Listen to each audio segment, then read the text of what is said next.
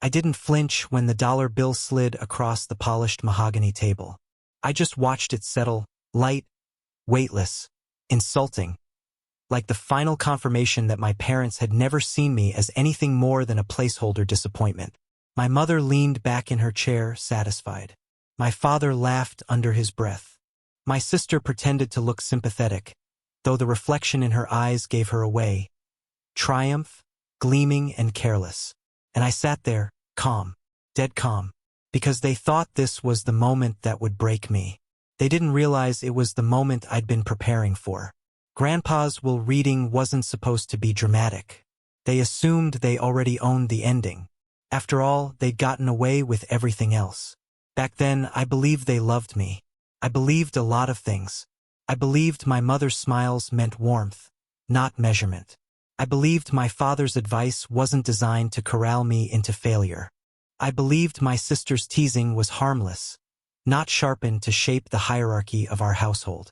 But mostly, I believed Grandpa when he said, "One day, kiddo, the power will shift." I never understood what he meant. Not until the first crack appeared. The betrayal didn't arrive as a punch. It arrived as a whisper, a missing college fund, a signature that wasn't mine, loans I never took out, tax filings that listed income I'd never earned. I confronted my parents. They blamed me for being disorganized. I confronted my sister. She laughed and told me to be useful for once. Then I saw it. An email my mother forgot to close on the family computer. "We can drain the account before he turns 21. He won't fight. He never fights." Something in me solidified then. Not rage, clarity. I didn't storm out. I didn't cry. I simply started paying attention. Patterns emerged. Conversations that halted when I entered the room. Documents hidden in drawers. Phone calls taken outdoors. Little things. But the little things always reveal the truth. They hadn't stolen from me out of need. They did it out of habit. Out of certainty that I would stay quiet. That certainty would become their undoing. The shift in me was silent, private, surgical. I began documenting everything. Screenshots, printed emails, conversations recorded legally in one-party consent states. I gathered years of their negligence, moments they'd forgotten, but I never would. I visited Grandpa more, not because I needed anything, but because he was the only one who looked at me without calculation. He noticed. He always noticed. One night, he handed me a sealed envelope. "For the day they show you who they are," he said. I didn't open it. Not then. I waited. Waited until the day he died, quietly, without giving my parents the chance to twist his last moments into another performance. And then the will meeting was scheduled. My parents walked in overly confident. My sister grinned like she already smelled the money. I arrived 10 minutes early, quiet, focused. I wasn't there to receive anything. I was there to watch. Execution began before the lawyer even opened his mouth. My parents submitted documents claiming Grandpa's estate should prioritize the child who supported him most.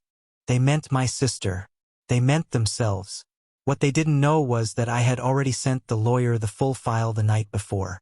Every fraudulent withdrawal, every siphoned account, every forged signature, every piece of proof showing exactly where my college fund had gone and whose pockets it had filled. All neatly labeled, all time-stamped, all admissible.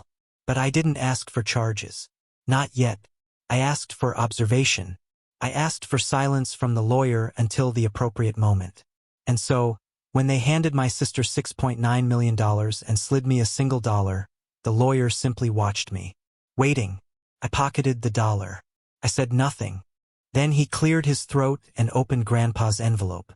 The climax didn't need theatrics. Only truth. The letter was short. Grandpa never wasted words. To my grandson, the only one who visited me for me, not for money.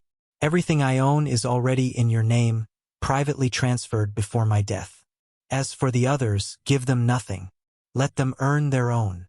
My mother shot up from her seat.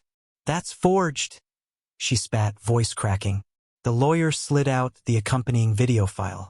Grandpa, speaking directly to the camera, time-stamped 2 weeks before his passing. My mother's face drained.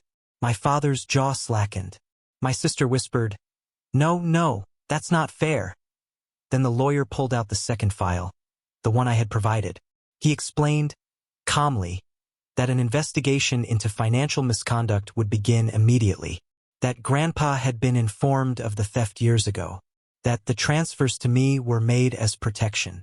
My mother turned on me then, screaming, "What did you do?" I met her gaze, steady, unmoved. "I learned to measure up," I said. "The fallout was predictable, controlled, necessary." My sister sobbed. My father slumped in his chair. My mother hurled accusations that only made her look guiltier. I didn't raise my voice. I didn't gloat. I simply stood, thanked the lawyer, and left. They lost everything in the investigation. Legally, quietly, completely. Not through revenge. Through exposure. There's a difference. Some nights I sit in Grandpa's old study, the only peaceful room from my childhood, and I read his letter again. Not because I need reassurance, but because victory, when earned through patience, has a different taste. Clean, inevitable, final. My family always believed I was the one who didn't measure up. Turns out they were right. I didn't measure up to their pettiness, their greed, their smallness. I surpassed it, quietly, precisely, and now they can go earn their own.